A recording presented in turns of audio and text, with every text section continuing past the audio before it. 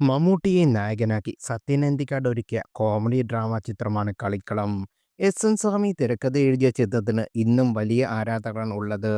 ചിത്രത്തിൽ മമ്മൂട്ടി അവതരിപ്പിച്ച കള്ളൻ കഥാപാത്രം ഏറെ ശ്രദ്ധ നേടിയിരുന്നു.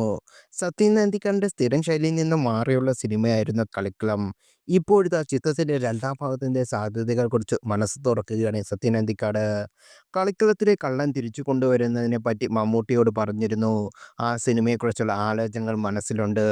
ഭാഗ്യമുണ്ടെങ്കിൽ ചിലപ്പോൾ ചെയ്തേക്കാം. വേണമെങ്കിൽ കുറച്ച് പ്രായമുള്ള രൂപത്തിൽ ആണെങ്കിലും കുഴപ്പമില്ല. ആ കഥാപാത്രത്തിന് പ്രായത്തിന് മാറ്റമുണ്ടെങ്കിലും ഞങ്ങൾക്ക് വിരോധമില്ല. ഒരു സരസരമായ ആലോചനയാണ് ചിലപ്പോൾ അത് സിനിമയായേക്കാം.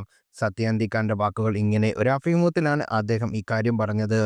മുരളി, ശോഭന, ശ്രീനിവാസൻ, ലാലു അലക്സ്, മാമുക്കോയ തുടങ്ങിയവരാണ് സിനിമയിലെ പ്രധാന കഥാപാത്രമായി എത്തിയത്.